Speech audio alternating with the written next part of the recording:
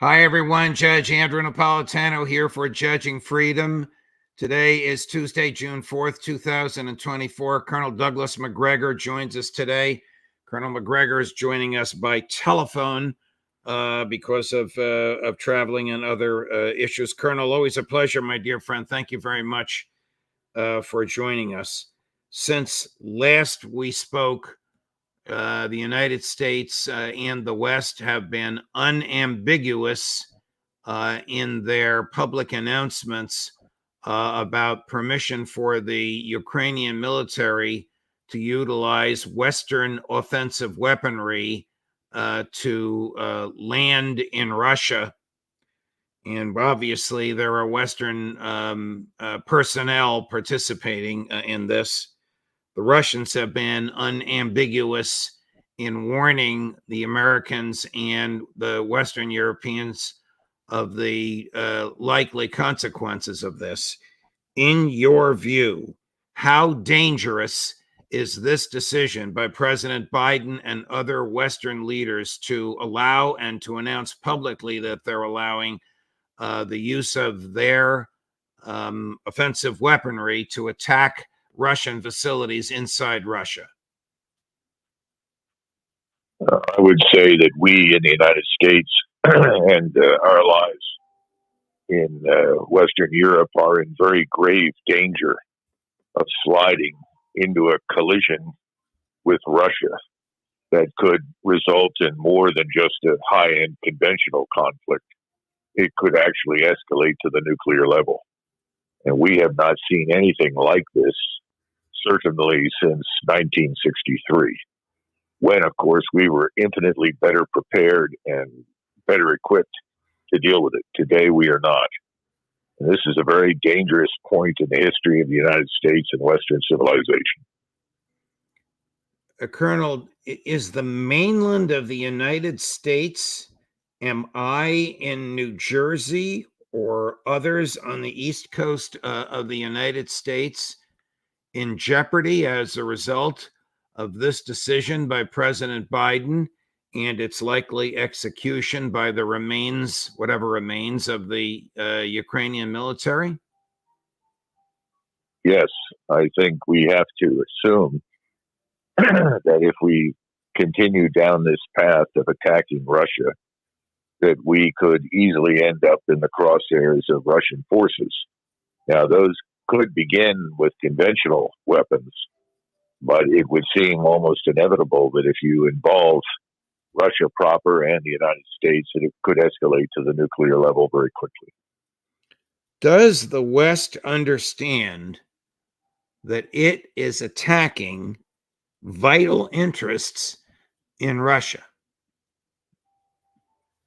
Yes, I think they do. I just don't think they appreciate the consequences of their actions. I think they continue to live in a delusional world where we hold the initiative and all of the strategic advantages, and we do not. A good example of this was the decision a few weeks ago to strike the early warning radar inside Russia that is designed to warn the Russians of an imminent nuclear attack. Now, if we were serious about maintaining our rapport with the Russians and avoiding a larger conflict, the last thing we would have done was to degrade or destroy part of their early warning system.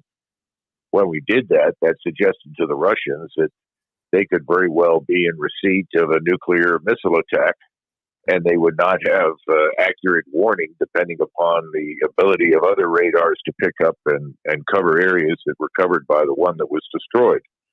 In other words, that was the first signal to the Russians that we could escalate to the nuclear level. Whether or not that was our intention doesn't matter. That's what they think. And I think that's the problem right now. It's no longer a question of what we intend or what we signal. It's what the Russians think we are prepared to do. Well, why is the West suddenly, at least to me, please reject my terminology if you don't accept it, Colonel. Why is the West suddenly so desperate? I understand Joe Biden and his fanciful wish to get reelected in 6 months. But why is the rest of the West going along with this? It's so risky. It's so antagonistic. It's so, I'm going to use a phrase that Foreign Minister Lavrov used, and we'll play him in just a minute. It's so poking the bear. Well, I think you're dealing with a class of politicians, both in Western Europe as well as in the United States, who are part of a larger globalist class that sees its power in jeopardy. We have many governments in Europe that I doubt very seriously will last much longer because of the enormous damage that their governments have done to their own people. As a result, not just of Nord Stream 2, but all of these sanctions that have backfired badly, caused higher unemployment, and ruined much of the scientific industrial capacity in Europe. We have a similar situation here in the United States. We don't know what will happen in November, but we know that the current administration and the people associated with it have no chance whatsoever of retaining power. They've made a mess of the United States. They've opened our borders. They've invited serious trouble. And I get the impression that many of them think that by inviting war with Russia, a war they think they can control and dominate, and they cannot, that this is a way for them to retain power. I think this is true in London, Paris, Berlin, and the United States and Washington. It's a very dangerous game because it's not informed, it's unrealistic, and it's likely to result in the very opposite of what they think they want to do, which is stay in power. It will probably accelerate their removal. Is the United States prepared to put troops on the ground in Ukraine to resist the Russian onslaught? And if it thinks it is prepared, what is the likely outcome of such a confrontation? Well, keep in mind that if we are going to commit our forces along with some of the forces of our European allies, and it's not a very large force at all, but if we were to go into Western Ukraine, we would undoubtedly commit U.S. and allied air power to support and protect them. The use of that air power is far, far more important than the use of the ground forces. Let me explain why. The ground forces pose no real threat to the Russians. The Russians not only outnumber us, but as we've discussed before, they're a battle-hardened force. They know how to fight, and they're eminently prepared to fight. We are not. You're talking about large numbers of forces that have never seen any action. And in contrast to the Russians, who have absolute unity of command and unity of effort, we do not. And we are dealing with a polyglot group of forces that no doubt would try to do well, but would be at a severe disadvantage in that setting. When it comes to air power, that's probably our only trump card, because we outnumber Russian aircraft by at least 4 to 5 to 6 to 1, at least in the theater. Having said that, though, we would still have to deal with integrated air defenses. Overcoming them will not be easy, and that also presupposes that the Russians will sit there and allow us to commit our air power. The reason I bring that up is that we have a large number of F-15s. If F-15s take to the air, the Russians know that they are nuclear capable. And several times in the past, President Putin and others have pointed out that the F-15 can carry nuclear weapons. That may lead the Russians to conclude, if they see large numbers of F-15s, that they are carrying nuclear weapons. That then would probably precipitate the use of tactical nuclear weapons by the Russians, potentially against airfields and locations where the F-15s are flying from. That then escalates to a new level. In other words, there are so many unknowns about what we are really going to do and what we really intend that the Russians may be inclined to take no chances. Why would you wait for F-15s to drop nuclear weapons on you when you can launch missiles that carry tactical nuclear warheads and effectively eliminate not only logistics bases, but airfields and airports from Finland and Sweden all the way to Romania? And that could happen. Now, they could use large numbers of conventional warheads as well. But I'm just pointing out that if you're a Russian and you're looking west and you see the F-15s in great numbers, you may conclude they're carrying nuclear weapons. That's why this entire proposition of trying to rescue the Ukrainian puppet regime in Kiev, which is dead, whose population doesn't support it, whose soldiers won't fight for it anymore, is a terrible, terrible mistake. Colonel, is aside from America's hegemony, is there any moral, political, or military justification whatsoever for the U.S. and Western entry at this level, at this magnitude, at this offensiveness in the military conflagration in Ukraine? No, but keep in mind that both Americans and Europeans have been treated to a steady diet of lies about the origins of this conflict. I mean, even now, if you read in Western newspapers or media, they repeat the big lie that the Russian invasion or intervention in eastern Ukraine was, quote unquote, unprovoked. You and I and Dr. Mearsheimer and a host of others have tried to explain repeatedly that nothing could be further from the truth. This is also something that Prime Minister Orban in Hungary has tried to explain, and other heads of state, the President of India, the President of China, and so forth. We did everything we could to goad the Russians into attacking, and they ultimately attacked because they were afraid if they didn't, they would face a very serious threat from us in eastern Ukraine. And now you have all the evidence in the world that they were absolutely right, from the biolabs to the missiles to the buildup of the Ukrainian army into a ferocious force that was designed for one thing and only one thing, to attack and kill Russians. All you have to do is listen to members of the Senate and people in the White House tell you what a wonderful bargain this war has been because it kills Russians. Well, in truth, perhaps 50,000 Russians have been killed, but over 600,000 Ukrainians are dead as a result of this war. So this whole thing has been an utter fiasco. But to admit that it's been a fiasco is an impossibility for Washington, because then the larger lies will collapse like a house of cards. And they know, the politicians, that is, know in Western Europe and the United States, that they will not survive the collapse of those lies. Colonel, here is Sergei Lavrov, the Russian foreign minister, just 2 days ago, addressing what Tony Blinken, his American counterpart, had revealed with respect to American weaponry being given permission to reach Ukraine, reach Russia, cut number one. We have shown that we will not put up with this, and that we will not allow Ukraine to be used as a direct threat to our security, as an instrument for the destruction of everything Russian on historical Russian lands. They did this for more than 2 decades, or even 30 years, immediately after the disappearance of the Soviet Union.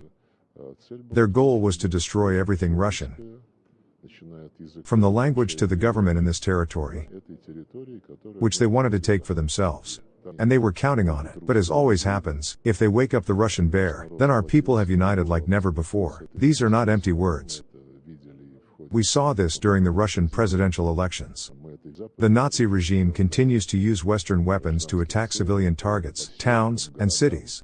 I assure you that they will not be able to cross this line unnoticed. They will not be able to cross this line unnoticed, and beware waking up the Russian bear. Could he have been any clearer, Colonel? Well, just 2 to 3 days ago, there was an attack with hypersonic missiles. I don't know if they were Kinzhals or Iskanders, and they struck a target right outside of Lvov, within a few miles of the Polish border. The target they struck killed an estimated 100 or more people of a group of 300. That included NATO officers as well as Ukrainian officers. We, of course, have not admitted to the numbers of U.S. military personnel killed on the ground in Ukraine. including at least one U.S. Army general. We've kept all of this quiet because it's part of the big lie that we're not doing what we're doing. But that target was chosen to demonstrate three things. First of all, the Russians know what's happening in Ukraine. They know where we are. They know where our allies are. They know where what's left of the Ukrainians is located. Secondly, they wanted to signal that not only did they know it, but that they could destroy it. And then finally, they used hypersonic missiles that operate at 10 times the speed of sound to demonstrate conclusively that we cannot shoot any of it down. We still have large numbers of people harboring illusions about that.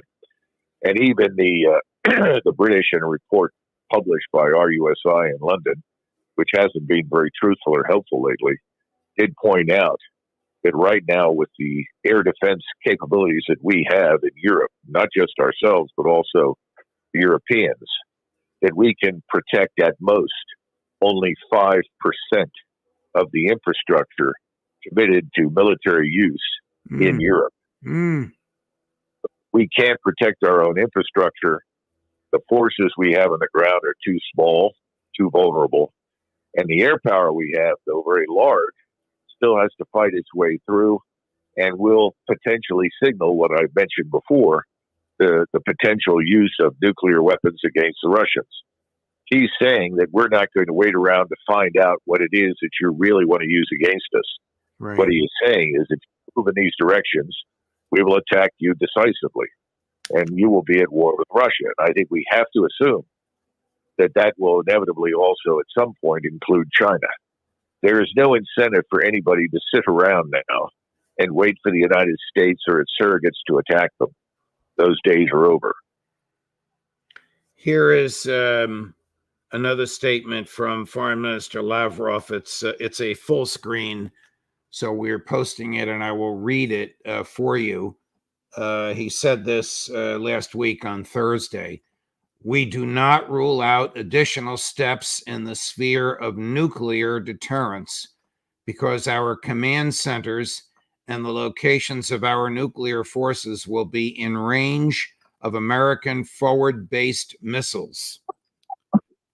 How dangerous is this? Well, it's extremely dangerous. And remember that was one of the reasons that the Russians intervened in eastern Ukraine to begin with. They were afraid that we would ultimately place missiles as well as radars and other supporting equipment in eastern Ukraine that would put us in a position to attack their nuclear deterrent capabilities on the ground in Russia within the space of a few minutes. Not just the cities in Russia, but also their nuclear deterrent. So that's not news. That's a very clear and unambiguous statement that reaffirms what I said to begin with. We're walking into a situation and potentially flying into a situation where the Russians may reach conclusions that they have no choice but to protect themselves. And that means to employ tactical nuclear weapons against the targets that I mentioned in Eastern Europe. Right. And then don't know what else it could lead to. But if we react by alerting our nuclear force, then you're in the game of use it or lose it. And that's something that we've done before. In 1973, during the 73 war in Israel, with Egypt and Syria, when the Israelis finally broke through the Egyptian offenses, counterattacked, and crossed into Egypt proper, a decision was made by Kissinger and Schlesinger, without consulting Richard Nixon, to put our nuclear forces on an alert status that meant that they could be used quickly. The Russians at the time, and I'm talking about Brezhnev, the Soviet leader, was stunned. He said, "You mean they would go to war over Egypt?" They found that incomprehensible, that we would even consider such a thing. As it turned out, we then stood down. But nevertheless, the Soviets took us seriously. They moved all of their elite airborne forces into the Caucasus Mountains. They alerted their own nuclear forces and readied forces all over the Soviet Union and Eastern Europe. Well, we dodged that particular bullet because we demonstrated that this was an alert, and then we immediately stood down from it. This time around, I don't know what the alert status is or what the plans are, but all of the signals that we are sending at this point tell the Russians that an attack on the Russian homeland and on them by us is imminent. That's not a good signal to send. Colonel, do the Russians have long-range missiles that could reach the United States mainland against which we have no defenses? Oh, yes, we cannot shoot down any intercontinental ballistic missiles, and for that matter, neither can the Russians. Those are already hypersonic. That's been true for decades. We've squandered billions and billions, probably $1 trillion or more, trying to develop effective air and missile defenses against ICBMs, but it just isn't possible. And I can't go into greater detail, but it's tougher now than it's ever been. So very definitely. And remember that just as we have submarines in the fleet at sea, they have submarines in the Atlantic and the Pacific. They can launch weapons against us as well. From the submarines? Yes, absolutely. And I think that's one of the things that the Russians will consider very carefully. They will look at our fleet, where it's located. They know that the fleet carries nuclear weapons. And you could see a major collision erupt at sea. Now, we have an advantage at sea in terms of numbers over the Russians, but they'll use a lot of land-based missiles and capabilities against us. Remember, this is a large fortress that we call Russia, and there's an old adage: "A ship's a fool to fight a fort." If our fleet is in range, they'll probably be sunk. It's not an advantageous position to be in. Now, the fleet, I'm sure, will try to stay out of range, but that's going to be very difficult. You know, the Russians can attack every target of importance to them in Europe, from Portugal to Norway, with the Kinshall cruise missiles. And that's a devastating potential that we cannot stop. We could see something similar happen to us here at home. The bottom line is this is dangerous, it's ill-advised, and for the first time in our history, we could be dragged into a war that nobody in the United States wants except the fools in Washington. And I don't see any evidence that the vast majority of Europeans want to march to war against Russia. But the political figures supported by the compliant media have lied to the American people and Europeans for almost 3-4 years now about the imminent danger of Russia, how Russia is evil, and Russia must be destroyed. That's the problem. And you would think at this point, large numbers of Americans and Europeans would have learned just how routinely the media passes on lies to us that are simply untrue and dangerous. But it doesn't appear to be the case. There's still lots of people who believe that nonsense. Lots of people who believe that we should hate Russia, hate Russians, despise President Putin, and use whatever means available to drive him from office. While all this is going on, Colonel, as far as you understand, is it still true that there is zero diplomacy between the United States and Russia? Nobody talks to anybody in the higher echelons of the State Department and the Russian Foreign Ministry? Well, I don't know that there are not back channels through the intelligence community, very secretive and very secure, that would allow someone like Ambassador Burns to talk directly to someone in Moscow. The problem is that the Russians have been lied to so frequently by us. And you recall the admission that the Minsk Accords, which was designed to address these inequalities before the law for the Russians living in eastern Ukraine and to effectively ease tensions and demilitarize the conflict, was really a ruse just to buy time to build up the Ukrainian army that much further for attacking Russia. The Russians have been lied to too many times, and I'm not sure that they believe very much of what we say privately, let alone what we say publicly. However, they do look at what we're doing with the forces. The Russians pay less attention to what is said than they do to the intention that is signaled by the way we are organized, structured, and prepared to fight. Got it. And we are very in our orientation right now. And that offensive orientation could precipitate the war that we don't want, don't need, and should avoid.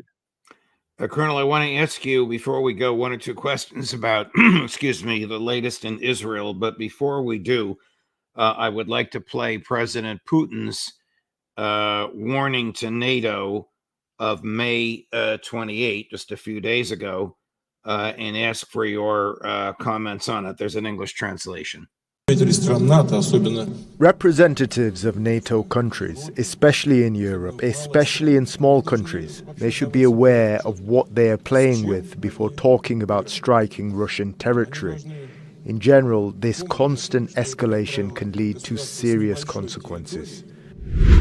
On top of that, you and I both saw a clip over the weekend, I believe it was by a Russian academic, saying that if the Russians wanted to, they could wipe out Poland and the Polish people in about 30 minutes.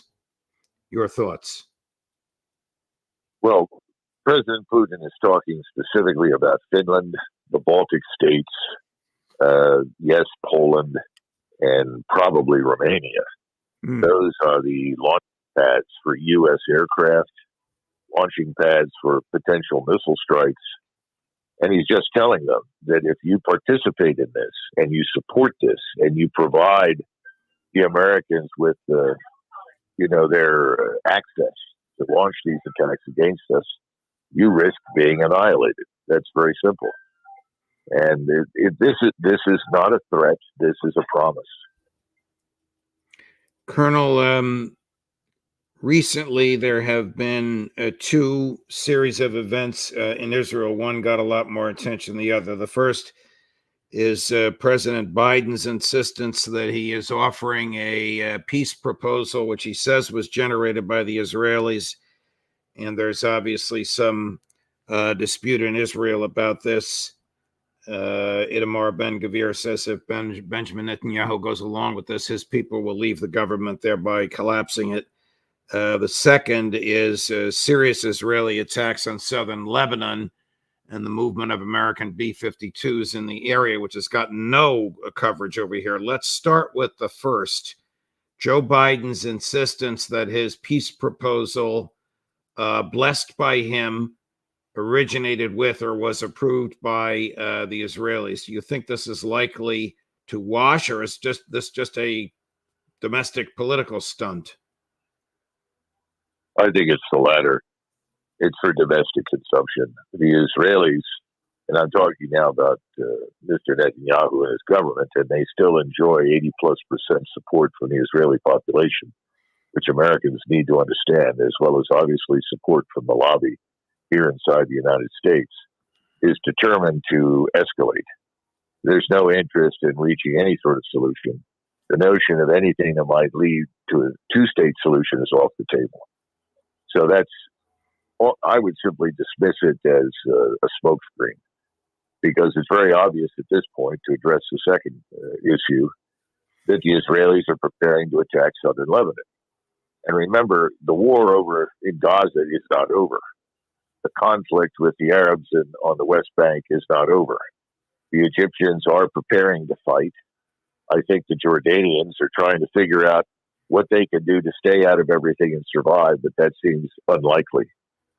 But southern Lebanon, in particular, where Hezbollah is located, is the principal threat to the Israelis, and they've decided that they want to eliminate it. The only way to eliminate Hezbollah is to annihilate it. And that's why I think we've moved B-52s into the eastern Mediterranean region, because from very high altitude, they could bomb very precisely with any number of different kinds of bombs, from 500 pounds to 2,000 pounds, and they can launch cruise missiles. They can do an enormous amount of damage.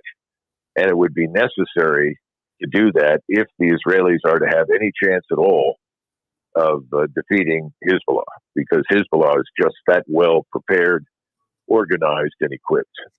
So I think this is the spreading of the war away from Gaza and now to the wider region, because the Israelis know that if that occurs, it's only a matter of time until Iran feels compelled to support its co-religionist Shiite Arabs in southern Lebanon. Then the real question is what happens elsewhere in the region. As I've mentioned before, Turkey is a boiling cauldron right now of anger and frustration. And the Turks are enormously powerful militarily, and the population is very frustrated with Erdogan's failure to engage. This may be something that tips the scales in that particular direction, too. We don't know. And that's the problem. Once you launch these kinds of actions, these kinds of operations, you may think you can contain them. You may think you can manage it. How many times have people gone to war on the assumption that the war would be short and decisive? How many times have they war in the belief that no one else would enter? I mean, this was the mentality of the Austrian emperor in 1914. And he thought that he could fight his little war without interference. He could not believe that the Russians would mobilize and intervene to support little Serbia. He was wrong. The Germans were wrong. And then the French engaged in the full knowledge that this was their best shot at getting what they wanted. And then the final straw was Britain, which the Germans, frankly, did not believe, since they had good relations with Britain over many centuries, and they had never fought an English-speaking soldier, that such a thing would happen. My point is that you have a similar set of circumstances in the Middle East today, and you have a similar set of circumstances in Eastern Europe. We should not assume, under any circumstances, that China, Iran, and others will simply sit there and do nothing.